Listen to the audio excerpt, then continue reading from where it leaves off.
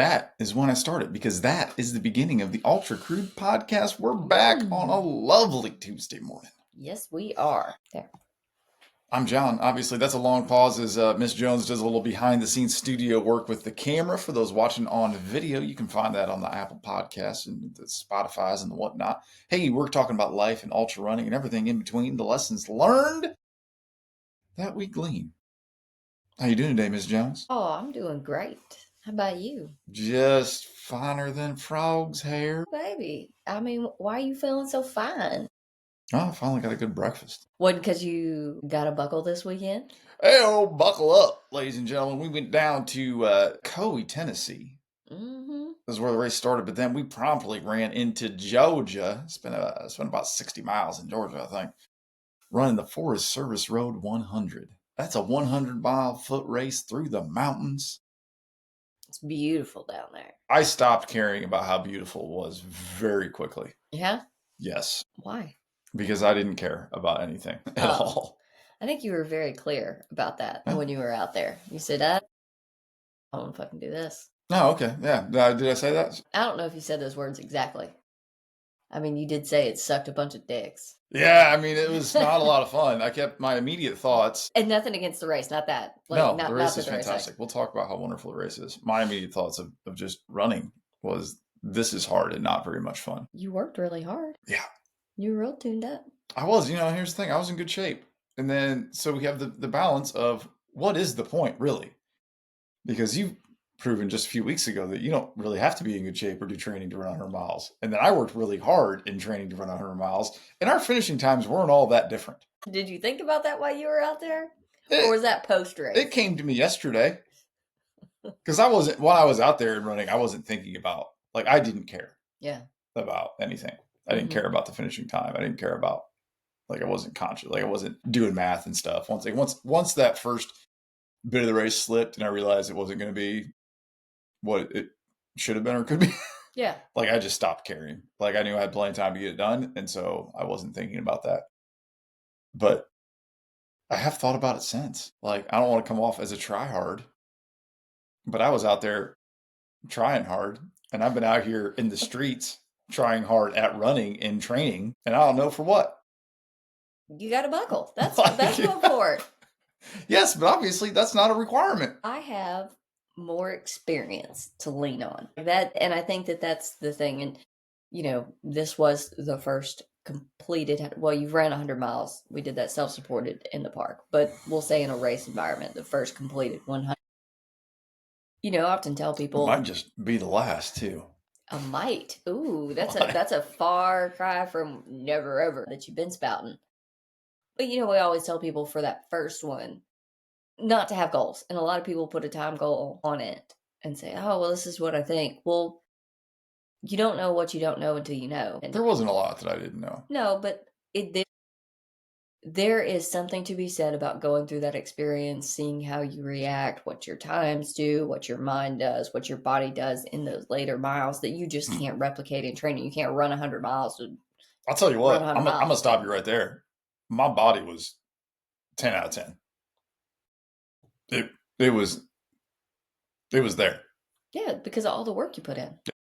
I mean, all of it is pieces to a puzzle, and the more times you do it, the faster and better you can put it together. That doesn't really seem worth it, though. It is. I don't know about any of that. And that's why when those races that do go well come together, it's so incredible, because you had to have things go shitty, have things go sideways, have things be hard. And then when you can put it together and get the day that you want, I don't know that that's a day that I want. When it feels good. When it feels good, it's worth it. All right. Well, let's get into it. Obviously, this was another go-round at the 100-mile adventure. We put together a really good crew. Yourself, obviously, the fabulous BMFJ, Chet, the crew extraordinaire captain, JB, and then Whitney came down, showed up, popped up in the middle of the night to do some pacing. Yeah, she ran mid-state. Ran mid-state, yeah. She's like, I just moved to Chattanooga. I'll run. Yeah. Okay. Yeah. So everybody went down. It was what were you thinking going in? I know you had a busy week. It's been a busy week. You had a big week. There's a lot of stuff going on. You know, you left very early yesterday morning, right after we got back, to go do other racing things. Yeah. What was your concerns and thoughts going in to this? Oh my, well, John's gonna sign up for another 100. Just hoping your mind held up. The body's there and you put everything together. You didn't really seem to have a lot of anxiety around it. So that was one of the things I was grateful for. You seemed to have a good handle on everything, which was a good sign. That's a good thing. I don't know if there was space for me to have anxiety last week. I mean, you're probably not wrong. I'm just saying, like, I don't know that there was a lot of room for John's pre-race jitters. Yeah, that's a Dear Diary segment, or Like, call a phone a friend. And I feel bad about that. It really was a busy week. There's a lot of shit going on. So yeah, but your race preparations were elsewhere. Well, That needed. It's fine. Yeah, it's all good. You were coordinating multinational efforts for Big's backyard last week, and this weekend, and yesterday, and this morning. So it's been very busy. Becca has become a staple in the world's backyard running community very quickly. Anyway, but no, I just like your thoughts and like what did you think was going? Be honest? We're under the truth tree with the honesty branches. Did you think I was going to have a come apart and have a big issue to push through, or have a questionable, is this Joker really going to do it? Are we doing this again moment? I was hoping we would not have a "are we doing this again" moment, but I did. You were thinking we were going to have one. No, I didn't think we would. Honestly, you didn't show the signs. There weren't the cracks. I was thinking about coming in to that first, because you told me I've got that quit walk or whatever, and I was going to do that coming into the first crude aid station, but I didn't know how to make myself do it. You've also got another tell. I was gonna mess with you a little bit there. Oh, I swear to God. If I could have known how to make myself do that on purpose, I'd have done it. My first words would have been absolutely fucking not. Whatever the fuck you're thinking, stop. We will leave your ass. I can't do that. I can't do that. I still had fun at that point. You did still have fun at that point. But no, I mean, I had faith in you for this one, and I knew it would be hard, but you would get through it. You trained to be in your head, you weren't training with music. You ran almost everything by yourself. Like, you were to be alone for 50 miles before you could have anyone. You was too. You had prepared for that. I mean, Liberty and I clipped off a few miles in the beginning, and then she shooed me away, and then passed me immediately, and never saw her again. Yeah, I was by myself for that first 52 for sure. What's my other tell? You get really pale when you're really tired. Like, you lose color. It's very interesting. And they asked, well, how do you think he's feeling? I said, well, he's not very pale, a little pale, not bad. So he's pretty good. And they're like, huh. Was that mile 30? Yeah. But yeah, like when you come back from a hard run or hard workout, or you don't feel good, you get white. And you didn't really have that. Like I said, there were a couple, you had a little bit of whiteness at mile 50, but it started to leave. Like, once you started, it was dark. But like once you started to eat and actually start taking in calories, like, your color came back, and I'm like, okay, he's feeling better. Yeah, so those are your two, like. Okay, well, I can't control my paleness. I'm gonna work on that walk though. Yeah, I didn't have a lot of nervous energy last week. I didn't have a lot of, I dwell on things and ruminate and let my thoughts kind of drown me a lot about a lot of different things all the time. Yeah. Like, if there's something, like, I'm thinking about it, and I'm going over that process mentally, but I didn't really. I think I told you, I'm going to share with somebody else, that this had I felt very the same way about this coming into it as I did the Percy Warden 100. Like, it just isn't a big deal. I'm just going to go out there and I'm just going to run. And we got into a co. We got to the packet pickup, and I turned my phone, because we switched from Central to Eastern. And so I set my phone to Eastern time to not switch automatically. I just flick the little tab. Don't switch automatically. Well, that set it back to Central Time. So the rest of the night, my phone was showing Central Time. And so when I set my alarm to go off at 3:30 in the morning, my phone was still on Central Time. So Miss Jones woke me up at like 4. And just, hey, say good morning. And I look at my watch, and it's 3:00, and I'm thinking, what the hell is this woman doing? Like I know she's over there in her mind that she's gonna get the coffee going. So when I wake up at 3:30, my alarm goes off. She's gonna be, oh, it's gonna be so nice. But I'm not gonna be able to go back to sleep. That's another 30 minutes. I could have been sleeping. What the hell is wrong with her? Why is she waking me up early? This is so rude. And so, like at 3:10, I finally got up and said, what the hell is your problem? Why would you be waking me up? How rude. And she's like, it's 4:10. Oh. No. He didn't immediately go, oh. He immediately fucking argued with me and was like, no, it's not. And then we had to talk time zones. And that we were in the Eastern time zone and that he was set to Central Time. And I was wondering why it was 10 something at night and he was still up. Like 10 Eastern Time. Yeah. And he was like talking and scrolling, and I knew he wanted to be just asleep since we weren't going to have a lot of sleep. I mean, a heads up the night before of like, hey, buddy, you know what time it is? We could have had that conversation before I went sleeps. I probably would have went sleeps. You're a grown man, and I didn't know that you had made your phone not accurate. Anyway, but even that, like, once I figured, like, it didn't bother me all that much. No, but we were like leaving at 5, and so I knew you had wanted time to sit. We were going to leave. Listen, I'm an old man. I wake up in the morning. I got to sit around and drink coffee for a while. I wanted an hour and a half to do that, which is crunch time. Yeah. But even still, like, it didn't bother me all that much. I didn't get worked up about it. Didn't get excited. Didn't feel rushed. Just went, okay, well. Yeah. But it made for an entertaining morning. Oh, goodness gracious. You're so convinced I was sabotaging your sleep and that I was wrong. You would do it to be sweet in your own head. You would think, this is a really sweet thing. I'm going to get the coffee pot going. I didn't even want to get up to pee. Fine. So there's that. What else? I don't know, we hit a little Kenny Loggins on the way to the race start. Got a little amped up. Mm-hmm. Going. Just kind of chill. It was a chill morning. It really was. It was just not a big deal. And that was it. And so started off a little out and back. I walked the first 5 minutes as I was planning to do, because that's how I start all my long runs, is just a nice little casual stroll. Mm-hmm. And picked it up, and probably picked it up and started running earlier because there's this big downhill and I just couldn't wait. So caught Liberty, and we ran for a while together, I think, until the sun came up. And she's like, oh, you're going to be going faster than me, which is a lie. Good at the 10-mile aid station.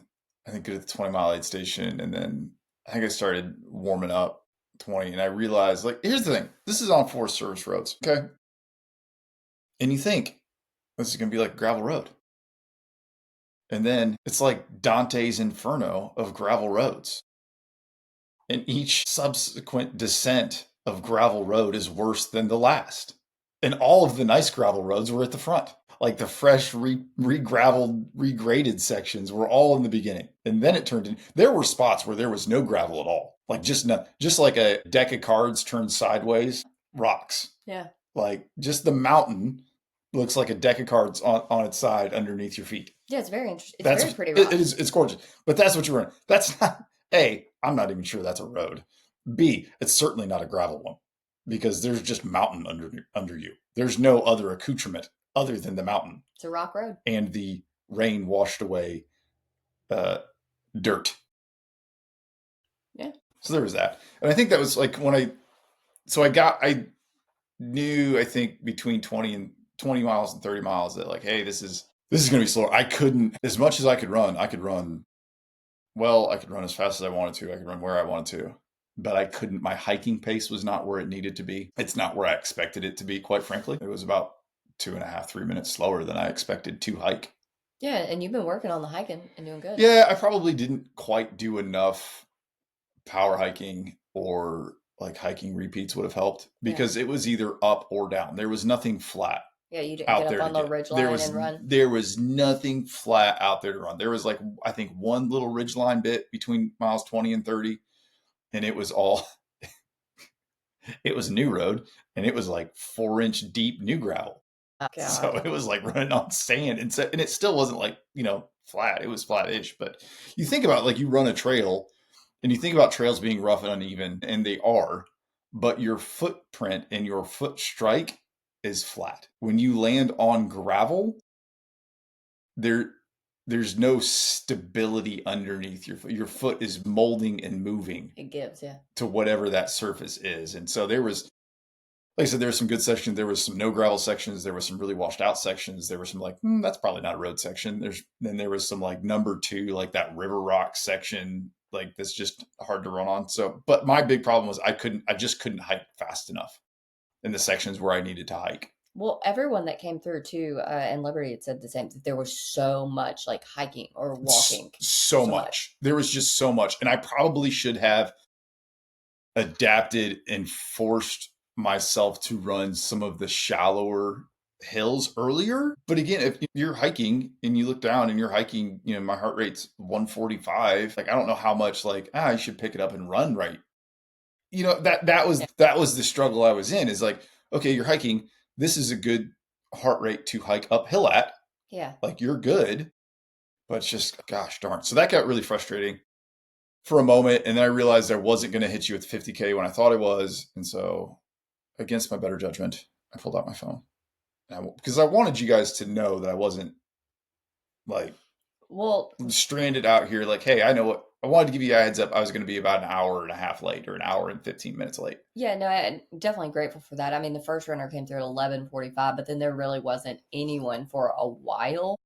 Uh, so we kind of got there that everyone was running slower than they thought. And then when the other few people came in, I heard what they were saying. God, there was just so much like hiking. Like we've been walking so much. Before you said But I that could, text, it was kind of and like, there was hiking, and like so the pack I was kind of bouncing around in would kind of pull away on the hiking, then but there'd be a running section, hmm, and I wasn't running hard.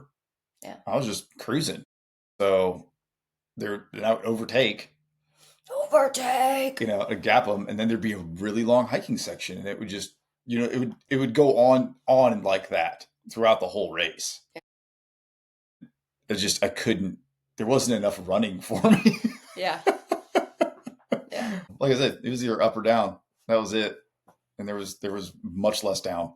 So I let you guys know, I got, satellite messaging and said, hey, this is going to be in about 1 o'clock or 1:15, and then turn my phone back off, turn it back into airplane mode. But what happened was that I would pull out the course map and then look at the profile.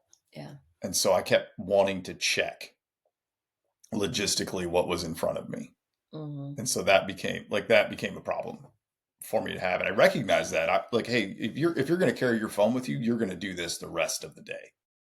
So I knew that when I came and saw you guys at the aid station, I wasn't just going to drop my phone off.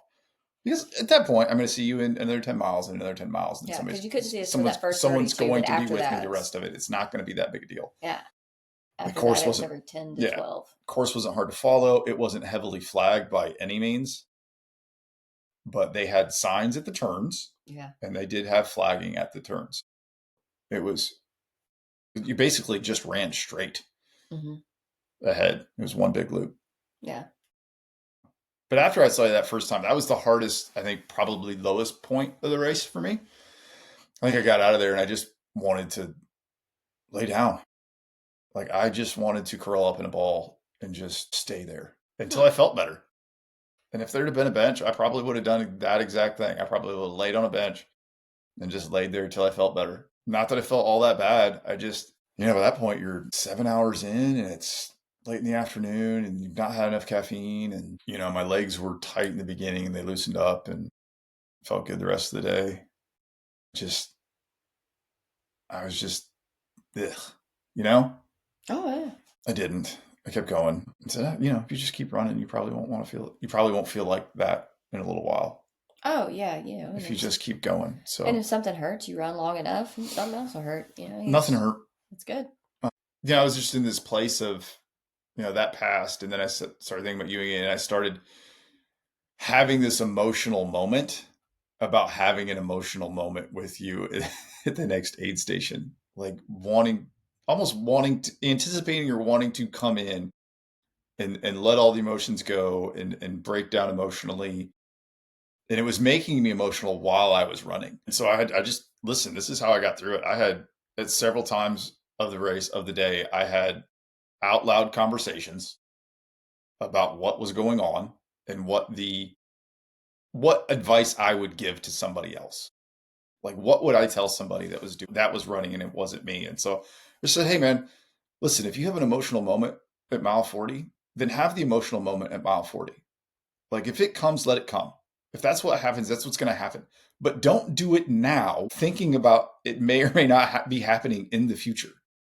Just be here running, and what emotions come up when they come up, that's fine. But don't preemptively put yourself in that position. Like, just run. It'll be okay. If you start crying, it'll be okay. And I went, all right, yeah, thanks, man. That's good advice. But that was it. Like, I had to put myself in that position. And I was talking to Nathan last week, and he was trying to kind of help me through this process of what the difference is going to be. And it was very, he's like, hey, he just reminded me, encouraged me. He's like, you're good at solving problems. Like, you just have to work through the problems. And, Eric Kinley, I talked to him. He's like, man, I wish there was something, because you always say the right things. And just people encouraging me that I have encouraged in reaching out to me that I've helped them in some way. And so that genuinely helped to take my own advice and just approach my race the way I would for somebody else. Yeah. And so at any time I was having a thought that wasn't productive, that's what I did. And if I was having dumb thoughts, I yelled at myself for saying dumb things. And there was nobody else around, so it wasn't a big deal. You didn't look like a crazy person. I think I did it in front of JB a couple times, but he didn't say anything.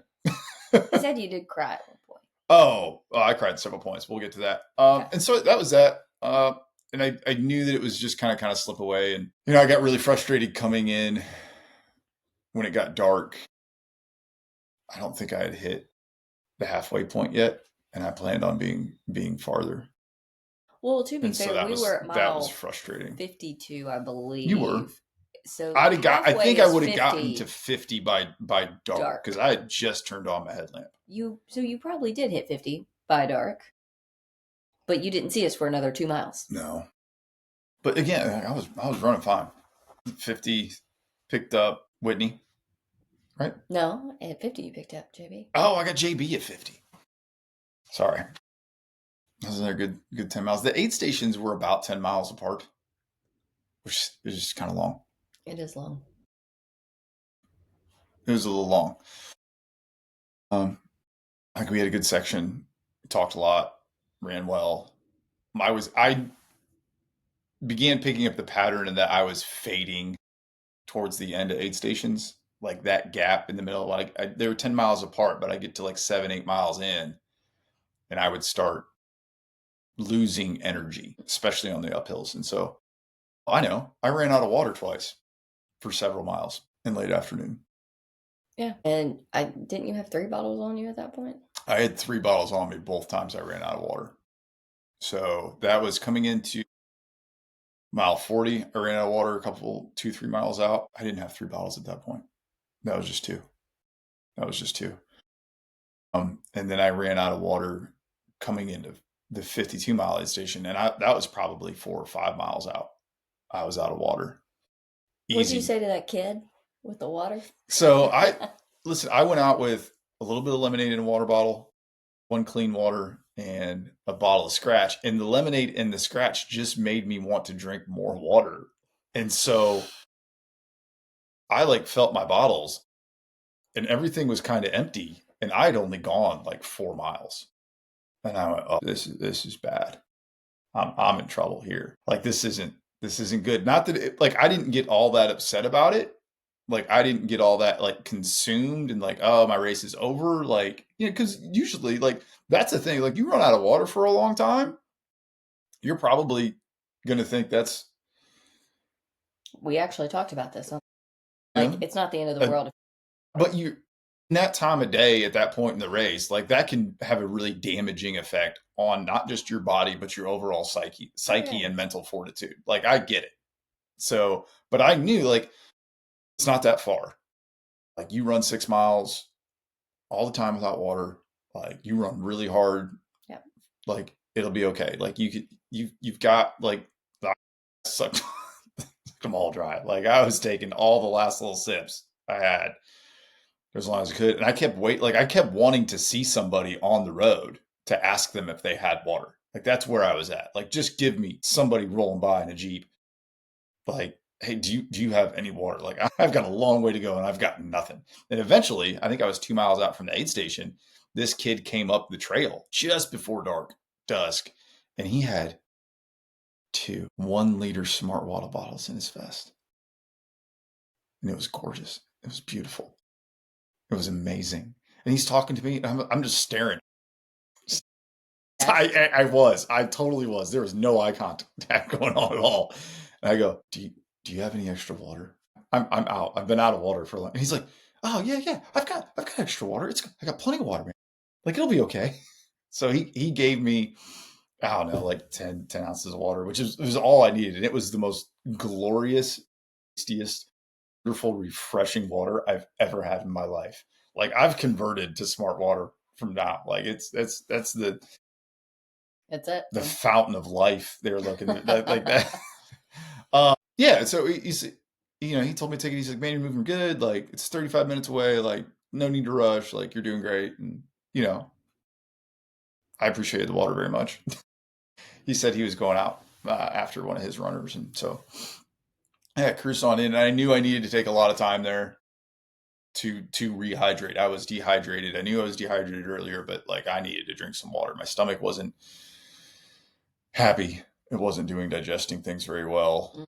Everything just there was like a rock in it. And so that's like, now I'm not eating that much, but I'm also burning less calories. And so everything kind of ebbed and flowed. But I drank a lot of water. I drank probably 2 bottles of water while I was there at the cruise stop. And then I drank all of JB's water. Like we left. You had 3 bottles. I drank all 3 of my water bottles, and I drank 2 more of his. He had like a lemon water that was really good. He had like a core water that was fantastic. I drank about a gallon of water. All right. In that I guess you needed it. Like that, but I felt like it made a difference. Like I needed to drink that much water. Of course, then, my stomach decided to wake up. We got in, picked up Whitney, got up top, and I was freezing. It was really cold up there. It was really cold. It was really cold, really windy. We were at the highest point that we would be at, I'm sure. Yeah, it was the 65-mile aid station. Yeah. 65. We were 65 miles in. It was, and it was what, like around 11 o'clock at night? I think 11 something. No, you got in after midnight. Yeah, it was later than that because we hit Whitney was with me from 65 to 80, and we hit 80 miles right at 6 a.m. So it's probably closer to 2. Maybe 2 in the morning or 3 in the morning. Yeah.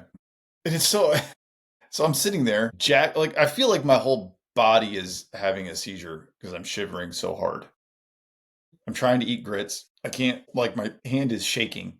You look fucking pathetic. Go ahead. Let's get the Becca Jones perspective of this particular aid stop. Oh, no, I'm just going to say. No. Is that all you wanted to say? No, like. Say other things. I looked over and I was like, what the fuck? Because you looked so feeble is not the right word. You were desperate to have the spoon reach your lips, but you just couldn't quite do it. It was like, in my head, I turned around and go, are you fucking kidding me? What the fuck is this? God. And then I tried to help you. You're, I got it. The fuck you do? I'm watching. Zero compassion from you at all. Zero empathy. Zero compassion. I didn't say any of it. No love. You didn't. But you thought all of it. You didn't look at me and go, "I love him so much, and I feel so bad that he feels this way." You just went, "Fucking loser." I did not get to say that, and all of those thoughts that I just shared, very vulnerably, by the way, of how you thought horribly mean things about me. You thought some of the same shit looking at me sometimes. But no, never. No. What leaves your lips is different. And what left my lips and my actions did not reflect my immediate horror when I turned around. It was a bad scene. Yeah. Like I was full body shaking. And pale. You were definitely pale, and Big that's when big part of shakes. in my head, No, like I went, no, he better leave. He's leaving. that's probably what you got in your own head with your own negative. What do they call them? Encroaching thoughts, bad thoughts. You probably got in your own head thinking your own horrible things. I never thought about quitting ever, not once, not for a fleeting moment, not even a whisper of a thought did I ever think about quitting Oh, you never mentioned it. I didn't think ever. you were thinking about it. You did think I was thinking about it then because apparently looking super pale is one of my tells, and you're like, oh, he's gonna quit, he's gonna be pushed out. No, Not for I nothing. didn't say that. Having full body shiver seizures on top of a mountain, like I've read that in a lot of DNF reports. But here's the thing. In what other area of life, in what other sport is that not a reason for pause? Well, I think you said something like that, and then I believe I told you, well, you'll stop shaking once you start I running knew again. I knew know, that I would know. warm up. You were trying to get me to change shirts into like a thermal long sleeve I had brought, which wasn't heavy. It's a decent Patagonia mid layer, but I didn't want to take my shirt off to put that shirt on because I knew when I started I knew that I would warm up when I started running. So I wasn't all that concerned, but I didn't realize how cold I was getting sitting there. And I knew I needed to eat. And it's so moronic that the people that are there are doing like the mental gymnastics of how little can we care for him? How can we just barely meet his needs enough to get him moving? Instead of actually meet in any other scenario in life, you come across somebody that's going into hypothermic shock, you get them warm. And there was a truck there, and there were heaters, and there was safety and shelter, and none of that was on the table. It was just like, maybe we just throw this blanket over him and hope he warms up a bit so he can leave. Like that's the level of care that's going on. Like, what's the least we can do to get him moving again? But it was so windy, we also wouldn't have been able to get the cover shelter up either. Nah, we could have sat in that truck though. It was full of shit. There was no way. I never got out of it. Like, no, you're not sitting in a vehicle. No, I didn't want to. I didn't want to be there. I know, but you were told to change shirts because that's also what we would tell someone else. Yeah. The reality of it was it paid off cold. later. You had been moving slower than you had wanted because of the climbing and stuff like that. Yeah. Not any physical ailments. It was going to get colder. Yeah, and it paid off, and I was glad I did. And you were also not eating enough, and your body cannot thermoregulate properly when it is behind on calories. Yeah, listen, I knew what was happening. So, like, I knew why I was sitting there shivering. I didn't want to be sitting there or shivering. I wanted to be moving. And so it was just like, I don't know. It's just so stupid that your body is freaking out, you know, and and you, along with the people around you who should be concerned and care for you, just aren't. But the real answer is like, you have to get moving. Like, you have to move. You either have to move or you're done moving. Those are the only two options. Because if I'd gotten in the truck, like, I wouldn't have stopped shivering. I wouldn't have been warm for probably, until morning. Like, it'd have been a long time. It was the right decision. Like I said, it wasn't even a decision to think about. We got out. I did have a long sleeve on, but I left shivering. Yeah. I left teeth chattering. Like, it finally stopped. I put on my Houdini abracadabra. I am personable and warm. Because once I went out and I was shivering and teeth chattering, and we were moving, and I wasn't warming up. And I was like, I got to throw, like, this will trap some heat. And immediately I put that on for 5 minutes. Like, now I'm too warm. Take it back off. Stuff it. Like, everything's good. And then I was too warm. But it was good. And that section had an aid station in the middle of it where we wouldn't see you. It was split 8 and 7. I think the first half went really good and slowed I got really sleepy on the second half, got really tired and kind of out of it. And then Whitney informed me that we were running out of time. That we were up against a couple. And I just never thought about it. Well, I wasn't concerned.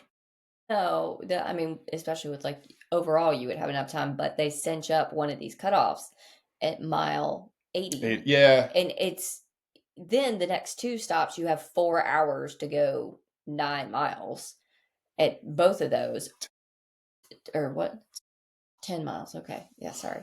4 hours to go 10 miles, at which seems very It's the doable. last 20 miles is pretty generous, but again, But not over generous no. by you looking at the finish times that the end of the field. Yeah. So, yeah, I mean, the guy came over and said something, and I guess, yeah, I had never really given it a thought either Nah, it never occurred at to me. all. And he said, yeah, the cutoff here is 6 a.m. And we're like, does he need to be out of here by 6 a.m. or in by 6 a.m.? Because, sometimes as long as you get in and like you're I getting think your a stuff lot of in it all.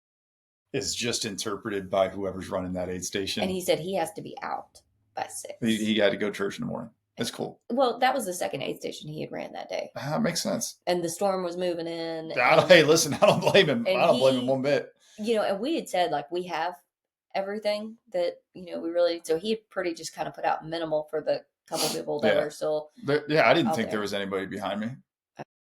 I didn't either. Like I knew Rich and Arabelle were. But I was surprised to get to the next aid station in the daylight and there'd be people behind me because I didn't think I had left time for people behind me. This just goes to show how much I slowed down. Yeah, and those people came in after 6 because you came in with 7 minutes. JB said I had 13. Okay. Well, you left out then with 7 minutes. I left out immediately. Here's what happened. Again, like, Whitney tells me, like, hey, we gotta move. And she told me what time it was and how far we had to go and what, and I just went, okay. Like, I wasn't worried. Yeah. Like, I just wasn't. I never got concerned. I had a brief moment of, man, you get cut at mile 80. That's going to suck. Like, that's really going to suck to get cut at mile 80.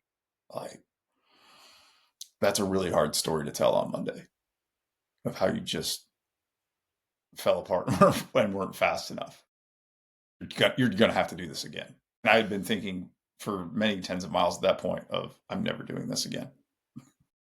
But if you get cut at mile 80. But if I get cut at mile 80, I got to do it again. And so I knew that I knew that I would make it. I knew that I could make it. I knew that it was just, I was going to naturally get there and it would be okay. And I also knew that I didn't need the time I had like the last 2 stops. Like I was in good shape. I'd woken back up, taken some caffeine. Like I was.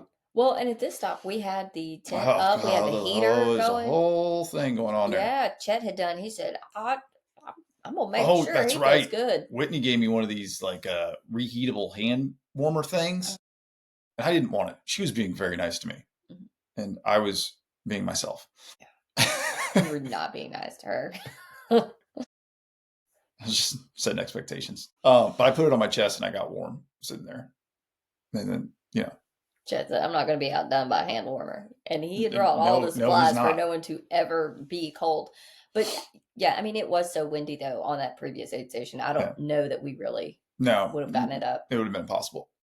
But what happened on that section is that I had hydrated enough and I started, like, my stomach started working again. It had cooled down. I had cooled down. I had hydrated. My stomach started working. And what happens? What do we tell people? Your digestive tract is going to come right back online.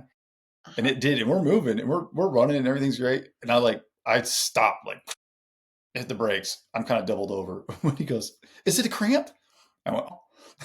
She's like, tell me where it's at. I can rub it. And I went, it's my lower intestine. I can't rub that. Nope, sure can't. And so we started jogging again. And I'm like, I want to run, but that's not really an option. And she said something else. And I said, hey, listen, we can either make it or I can run, but I cannot do both of those things. So I knew I was going to come in and just drop my stuff off and get what I needed and just walk down and go to the bathroom. Like I had a plan. I probably should have told Whitney the plan, but I was thinking about my plan. And so that, like, I don't need to stop here. So I came in, y'all were like, I'm going down the road here. I got stuff to do. Yeah. Oh yeah. But we were concerned you had not shared that. And because you had needed time at the last 2 aid stops, it was not unreasonable for us to be like, oh, okay, it's going to be cutting it close. Game up. And you came in, dropped your stuff off, went for a little walk down the road. You're like, you can't leave without me. I can't. I was like, I'm not leaving. I'm just going this way. It's okay. Well, that's pretty much what you had told me, though. You were like, just get my stuff. I'm heading out. Well, no, you were headed down the road to a bush. Yeah, Had to go bush. Should have got a bigger bush. The guy in the white pickup truck would have had a much more pleasant morning. There hadn't been a single car drive that direction the entire time we had been there until you have your pants around your ankles and your butthole in his face. It was like this little. It was like a foot up from the roadbed. There was nothing I could do. But we saw the lights coming, and I was not too far away from John. I turned my headlamp off because all you could see was his legs, and you could tell he was a pantsless man standing in the woods on the side of the road. And I was like, man. Oh, there's just nothing I could do about it. There was nowhere he could go. There's nowhere to go. I'm just maybe if I don't move, I'll think I'm a deer. White tails. Yep. But then we got out of there and we chatted and walked, and I drank my Celsius and had a good few miles until it absolutely started raining. I told you it was going to happen. I don't care what's going to happen. Why are you telling me? Like I could do anything about it. But I was like, I just wanted you to prepare yourself. That you should have brought a rain jacket. I didn't know you had one. It wasn't labeled in the thing. It was sitting in the other box. It was in my gearbox. Listen. I still had the Houdini. I had on the long sleeve, but that was just warmth. And so had I not had on that long sleeve, I would have been much, much colder. And I knew it was going to rain at like 6 o'clock, and it did. It showed enough rain. She's like, it's going to storm. Like, what do you want me to do about storms? Like, I can't control the weather. Like, I'm not stopping. I don't want to quit. I don't care. Like, I do not care. Yeah. I know you didn't care. You weren't stopping. Until we saw a church, and I went, this is fantastic. Yeah, just a church in the middle of the woods, seeking salvation, shelter. Hey, it had a doorway. It had a big front porch that was warm and dry, and it was fantastic. And we sat there for like 5 minutes. Oh yeah, it was good. Yeah. It really was. I mean, you didn't want to be wet and rained on either. No, and I really had to pee. I had to pee for a long time. I'd peed several times, but I finally started like drinking water. And so I wasn't sad about having a little break. Yeah. And then it was after watching what happened when you stopped to go to the bathroom. I wouldn't take any chances. Yeah. That was good. And the worst of the rain, like it was raining much less when we got out of there. Yeah. We might have been there a little bit longer than 5 minutes, but I also, that was about halfway through that section. I knew I needed a break. Like I needed to sit for a minute. Oh, it was the best place for it. Yeah. So it was really fantastic. It was good. Got out of there. Sun came up not too long after that. Kind of died off again at the end of that section. Like the last 3 miles, I was getting sleepy again. Like I was doing big yawns, and it was hard to get going. I felt really bad for you in that section because we had actually been moving. Yeah, you had been running and doing really good, and I could tell that you were getting tired. And my heart goes out to you because I always get the most tired after the sun comes up. Like it's like something in your body goes, oh man, we didn't sleep. We should sleep. And it's hard to fight those feelings, but then you were really slowing down, and I knew that you really wanted to be warm and get to the aid station. So cold and wet and miserable. And I know that feeling. I know that feeling really, really well. So and it just seemed like it kept being like farther away than it should have been. Yeah, for sure. It just felt that way, and it wasn't. It was just kind of hit that point of like no energy, and when and you're so like much uphill. Yes, and when you're like that, and you do move slower, it does take you a lot longer to get where you're going. Mm-hmm. I'm just saying, it does. No, that's what JB said too. Oh, we got here sooner if you'd have ran more. Thanks, JB. Appreciate that assessment. You didn't. I will say you didn't like my 3 options because you were like, how do we just get there? And I said, well, we've got 3 options. 1, you can eat, because at that point you decided you didn't want to eat anymore. You said you can eat and move faster. It's still going to suck, but we'll get there sooner, and you can have what you want sooner. Or you can not eat, and you're going to feel worse, and you're still going to feel like shit. But you're going to move, and we're going to get there sooner. Or you can keep walking downhill, and we can do 22-minute miles and take forever to get there and not have any time when we get there. And you can just be miserable. That's pretty much your only options. And you went, thanks for all of that. Blah, blah, blah, blah, blah, instead. And then you started running. Because I said, it's up to you, but those are your only three options. Whatever you want to do, I'm fine with, You're but so it's up mean to to you. me. I'm so much nicer and gentler to you when I'm doing pacing than you are to me. Well, those were your three options. You asked me a question, I gave you an answer. And what is it that you say? I think I used one of your lines. You said, I am only saying what is true. Because you did say, you're being so mean. I said, no, I am saying, what do you say? I'm only saying it what is true. Oh, you're busy on your phone. Yeah. We did start running. We picked it up, You and did. He ran up a freaking mountain after that. Like, he started running. I didn't run fast. No, but you were still running. Yeah, up we the started mountain. averaging that 16-minute pace, and I Yeah. think I held that kind of the rest of the.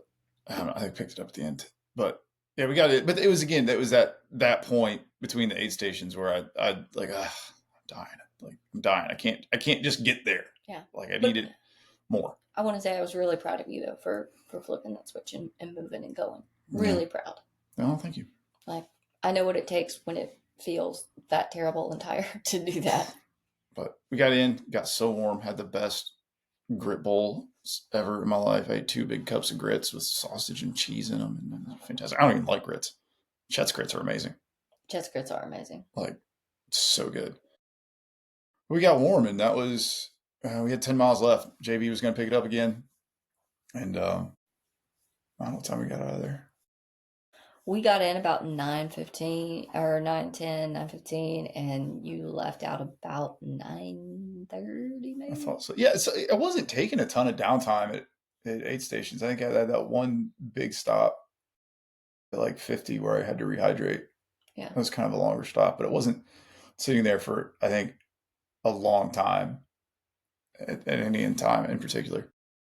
But I knew but again, I wanted to go out easier on this next section because I had been going out feeling really good and like, all right, and kind of being more aggressive. But I wanted to have something at the end, and I didn't want to hit that. There's 3 miles left, and I'm, falling asleep, and I don't have anything left to give. So we went out slower, and then I had to go to the bathroom again. And JB, he goes, "Hey man, we have 7 miles left, and we've been moving for an hour and 10 minutes." Okay. He's like, "If you keep doing this, we're going to be cutting it close." And I thought, well, that's rude. Like, I don't know why you're saying, I don't know why you're saying that. And then I clipped off like 3 14-minute miles. Like there was like 13 something, a 15:04, and like a 14. Like, so I averaged like 14 minutes for the next 3 miles, just moving. Cause I had plenty of legs. Like nothing hurt. Like my feet didn't hurt. My legs didn't hurt. My quads were a little bit tight, but like I wasn't in pain at all. Like you talk about, it's going to hurt. It's going to suck. And then it's just going to feel that way and everything's going to be, no, it didn't. Like I wasn't miserable and suffering out there. You don't have to do that. No. It doesn't have to be that way. And you had trained really well. So like I was moving and we're cruising, man. We're knocking it out. I'm feeling good. JB's hyping it. And he goes, all right, 5.6. And I went, what? How in the world did I just run 3 miles? I did all of that running and we only went 1.5 miles? Like what? Why? No, this is not worth it. I did so much running and we only went 1.5 miles? He's like, oh, no. Now we've went 5.6 miles. It's like, oh, no, we can't. I'm going to need you to give me like more reliable information. Like you can't switch the miles we have left to the miles we have gone. Like that's not going to, I'm going to need you to be a little more consistent with your reports. But then we just started clipping them off and we saw some people and went and reeled them in and we ran up a couple more mountains out there. I was like, we're going to do this. I mean, how's that feel to be running up mountains with single digits left? It was all right. I mean, it was good. I was ready to be done. Like we weren't burning the doors down. It was nice on that last section that I knew I could count the bumps. I could count the hills we had left to climb. And so it was like, all right, that's 1. That's 2. All right, this is the last one. Like, so we did a lot of running. I don't know what I did that last section in 2.5 hours. Something. Yeah. It was quick. You came in before we expected you. Yeah, miles 90 to 100 went faster than miles 80 to 90. Yeah. Josh messaged us and said, getting close. But he'd also said getting close before you picked up Whitney. And I was like, I told Chet, I said, I don't know if I trust his definition of close. Like, are we I didn't like, trust it either because he kept saying the same thing to me. I said, are we like the next few minutes close, or are they like 2 miles out close? Like, I gotta have some details because I don't know. I feel like I got burned on the first one. Yeah. Like, we're like, oh, he says he's close. 45 minutes later, Yeah. here you come. But I had stopped to like talk to people we knew, like say hi. And, I hadn't seen him since the beginning, and just say, hey, how's it going, blah blah blah. And like he's like, hey, we gotta go. Like, let's pick it up. Can't be rude, man. We got Ooh, that's take it easy there, JB. Like, calm down. Hey. Like you're milking this horse on all 6 tits. Let me just enjoy this a little bit. We did. We got it done. Ran it on in. That was it. That's a wrap. FSR 100, 100-mile finisher. Hell yeah. How's it feel? I don't know. It didn't feel. Can't accurately express how little I cared to have done it as opposed to it being done. Okay. Like it was not this big emotional triumphant accomplishment to me when I crossed the finish line. It was just, I'm done now. Was it what you thought it would be? I don't know that I thought it would be anything, quite frankly. Then why even do it? That's a good question. Doesn't seem worth it, honestly. But the same thing, like I had thought earlier, I had the same thought at the finish of having this emotional moment and this emotional release, and had the same conversation of, hey, if that's going to happen, it's going to happen. Don't do it now. Let whatever happens happen. And there's parts that came up, and there were parts that came up through the race. There was a couple of those moments while I was sitting in the chair, like there would just be like this hiccup of emotion, but it wouldn't unfold. It would just catch me. And the same thing, I think coming into mile 65, that first section with JB, I think I cried the last mile. And I think I cried when I was out there with you, like just for, whatever reason. It's not that I was like overflowing with emotion one way or the other. I can't even express what those emotions were. Sometimes they don't make sense. I cried over a Coke. It was just, it was just like, hey, this is what's happening. Just let it happen. It doesn't need to stop you. I don't need to give it any more credit than I'm giving it right now. I don't need to work to try to fight it. And it's when I ran Fierce Dragon, I was very conscious of my emotions and not having any of them because I knew they would limit me. And I didn't want to essentially do that again. I wanted to be able to feel the things that came up. There just wasn't a lot that came up that was kind of overpowering or inhibiting in any way. Yeah, and I do want to say I think it's a balance because I'm a big believer in crying wastes energy, like or not necessarily crying, but like having those big emotional moments. Sometimes it is wasted energy. Depends though, because sometimes it can let you move on through it. But this is where you have to know yourself. Some people get hung on it, and then that's where they sit. And if you know that you are going to sit and just cry and be emotional for the next 4 miles, then you are wasting your energy. But if you need to give yourself a moment of release but you still keep moving. I wasn't running and doing sobbing, blubbering tears. It was just like, I'm crying right now. Yeah, like it's whatever. Yeah. Yeah, you weren't doing any emotional breakdowns or anything like that. So just for those listening, when you hear us say both of those things and like, oh, well, that contradicts. No, there's certain things within both of those that, are beneficial and sometimes counterproductive to what you're doing. Maybe should have soaked in the finish a little bit longer. Yeah, that would have been nice. But it had also started raining again. Yeah. And you were ready to not be there. I was just ready to be done. I just wanted to be done. And that was my sole thought most of the day. I figured since we were going to get lunch anyways. Let's just go do that. Yeah, I mean, and I felt bad because once you started changing clothes and stuff, you seemed like you wanted to take a few minutes, but I didn't know if you wanted to eat or anything. What I wanted to do is I wanted to stand in the rain and feel a little bit cleaner and a little bit cooler is what I wanted to do. And see, me and Chet got dry and did not want to be in the rain. Chet went and got, we're not, but it was very, very touching and very very gratitude filled and very appreciative of those around me. And yeah, I didn't care about the buckle. I cared about you. Like Miss Jones is going to be right there. That's it. That's all I need. Maybe.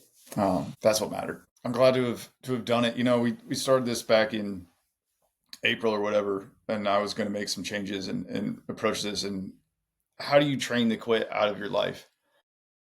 And what does that process look like? And it was, whew, um, this was really, really tough to go through. And it started back in April with how I approached training, how I approached my limitations or the things that come up along the way. And I had to dive really deep into figuring out why I react the way I do and why I have the internal dialogue or anxiety or conflicts that I do and where they came from. And I went all the way back to my earliest memories of this stuff coming up.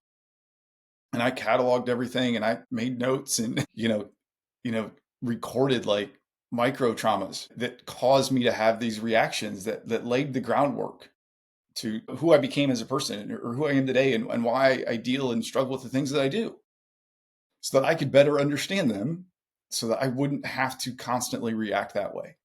And that is a very unpleasant process to go through. But I think if you want healing, that's where you have to start. You have to be willing to accept that things have happened and you've been programmed to react in ways that maybe other people haven't. And that's okay. You just need to understand it. And so I developed new mechanisms and you can't bring a mantra into a race. You can't say, this is what I'm going to say to myself when things get tough. You can't, as wonderful as it is to take quitting off the table, if you've never done that before, you're not going to be able to do that. It's not enough to say, I'm going to go into this and I'm just not going to quit. Well, what in your history, what in your life, what in your psyche makes you believe that you can simply just do that because you want to? Because you haven't done it in the past. Just for whatever that is. For whatever reason. Yeah. And I've tried to adopt some of those things and it just hasn't worked. And so I had to genuinely reprogram my thought process and what I think. And I started that when I started training for this race. The only thing I heard in my head for 100 miles, I said over and over and over again, I said one thing to myself: you are strong, you are capable, keep going. Over and over and over and over again. From the minute I started, from the minute they said go to the minute I finished. Didn't matter who was with me. Didn't matter if I was alone. Didn't matter if I was feeling good or feeling bad. And in the moments where my mind shifted and wandered, I brought it back to center. When you said, hey, we're going to run, I said to myself, you were strong, you were capable, keep going. Over and over and over again. And I flooded my brain with that. So there was no space for anything else. There was no room for anything else to keep in because what I was telling myself is that I was strong and I was capable and I was going to keep going. So if that's all you hear, that's your only option. And when it started running, it was basically, I felt like I was just gaslighting myself out on these training runs because that's not how I thought about myself when I was running. That's not essentially how I view myself in the day to day. But then you get to a place in that, hey, obviously this is true. Yeah. And this is what you're doing. And so I equipped myself in that way. And when I had those moments where I had thoughts that I didn't like or was struggling with not being present, I just talked to myself out loud the way I would talk to anybody. Like I was my best advocate out there. I didn't need anybody else to give me a hard talk, a hard conversation, because I was already doing that. I wasn't coming in and saying how horrible it was and I don't know. And like, no, I know I can do this. I'm strong and I'm capable and I can keep going. And sometimes I would say, you are strong, you are capable, you can keep going, because I needed somebody else to tell me that. So it bounced back and forth. And I think there was one point I was, I don't know, kind of singing to myself, you're strong, you're strong, capable, confident, and calm for a bit. But it was just a constant message that was much more than a mantra. It was the foundation of everything I was doing that day. But this is how you get through life. You don't know where the hard parts are going to come up in life, and you don't know how you're going to react. If you've never been through it before and you don't have those tools, then you don't have anything to rely on. You have to build that in. And running 100 miles is just a good way to look at the entirety of life in one small snapshot of how you will respond to things as they come. And there are a lot of times out there where I just thought I'm never doing this again, and this isn't worth it. And it was an intrusive thought. And I would remind myself that I was strong and I was capable. I was going to keep going. And I would tell myself, hey, dummy, why don't you just worry about doing this right now? You don't need to worry about all the other races that you haven't ran yet. You just need to worry about this one. Yeah. Like, oh, that's good advice. Thank you. And it's funny, but that's just how I did it. And I had this thought, and I was talking to Nathan before the race, that there's just these. Nathan, Everyday Grit Podcast. I can see the beginning and I can see the end of this, but there's just these blank pages in the middle that I want to fill in. And I wanted to be able to fill them in because I wanted to come back and I wanted to come here and I wanted to tell people how I was able to do this. Because if I am able to do it, then everybody else can do the same thing. Listen, quit has been a long part of my life, and quitting at running 100 miles has been a long part of my life in the process of where I have started races and not finished them. Not that I quit running 100 miles. I hadn't done it yet.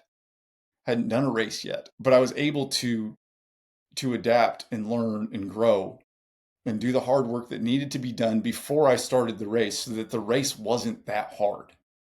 And there was no moment where I thought about quitting. And that's kind of disappointing because I wanted to see what I would do and how I would react. I'm grateful that I didn't have to. And I think maybe I was so entrenched and so committed and so adapted, and it worked so well that it wasn't a question in my life. I think you built a foundation that allowed you to bet on yourself. Oh, I bet to win. And I think that's one of the most important things. And I wish that for everyone. Like, I wish that people could build that so that they know when it comes down to it, you can bet on you. Yeah. You're going to get it done. You did bet to win. Yeah, I did. But it was a long process. It didn't just come in on race day. It started long before that. And there was a lot more work that was done that wasn't running than there was running. I'm just so proud of you. Well, I appreciate you being there and being along for the ride. It's been, I'm sure you've had moments of doubt over the years. I wouldn't say doubt. Frustration, irritants, anger. Frustration, but not like in an angry way. Just, I know the value in being able to trust yourself and get through things, and just the impact it has not only on you, but those around you. Because when you can trust yourself to not break or to not give up, others can trust you. And it really, it's an important thing in any sort of relationship, friendship, life. I mean, you need people to be able to rely on you and trust you. And I brought some of those tools in to the race and just never had to use them. We were listening to a podcast on the way down and said something like, when you're surrounded by chaos, become an expert in one thing and do that thing. Do that thing really well. And so I was thinking of that, like, okay, like I'm going to have that in the back of my mind to remind myself, like, just do what you can do. When if it starts not going well, just do what you can do. And I think that came out when I told you guys, like, the running is good. Like, I can do the running. Like, it's the hiking that sucks, but I can do the running. Like, everything is good. And so I'm really grateful. There's a lot of people that supported me. A lot of people reached out and reminded me. And I felt that a lot, that I felt really well supported by people that weren't there. Yeah, people were that just reached out before the race started, and obviously I had the best crew. It was really well taken care of. And the lengths Chet went to keep me warm and dry and fed, and he never wavered, and Chet didn't get emotional or worried or anything. I mean, he got a little emotional at the end, but it wasn't like there was no doubt in his mind. There was no doubt in JB's mind. Like, JB was cracking the whip. he didn't care. Like, he never doubted. Whitney was just a bundle of positive energy. I told you that's what you need. Then I told you it's the opposite of me. But it was the darkest times of night, and obviously you're BMFJ, and everybody should be so lucky to have one of you in their lives. I love being able to hold your hand at my old 88 one. My sweaty girl's hands, clammy cold hands. They were clammy and cold and quite wrinkly. Yeah, I'm pruny hands. So, but totally worth it. I don't know if it was worth it. I said I wanted to run after the first one. I need to run another one to see if it was worth it. I just don't think it is for me. And listen, I say that because this is me, and I think everybody runs for different reasons, and they run from a different place, and they have different goals and objectives, and that wasn't fun for me. Going through that was not fun for me, and that's okay. It doesn't have to be fun, and so I don't know if I'm going to want to do another one of these. Listen, it's fine if you don't. If you feel like 50s and 100Ks or more your jam, like that's okay. I was talking to Kevin at the store. Kevin is a work team Nashville here in town, and Kevin's a fast marathon guy. He ran 2:39 in Chicago. Probably could have ran 2:35. Got caught up in a crowd. I was talking to him. I was like, man, I wish a marathon would do it for me. I wish I could get off on running a marathon. That sounds so amazing. To just like you get up early. I'm up early anyway. I don't have to wake up early to run a marathon. You get out there, you run 26 miles. You're done by lunch. Shower, go out. I mean, everybody runs a marathon, like gorges themselves on food for the next few days anyway, and rests and doesn't do anything. Mm-hmm. Like, that sounds amazing. I wish that could get it done. Like, how much better life would be if 26 miles was enough. Yeah.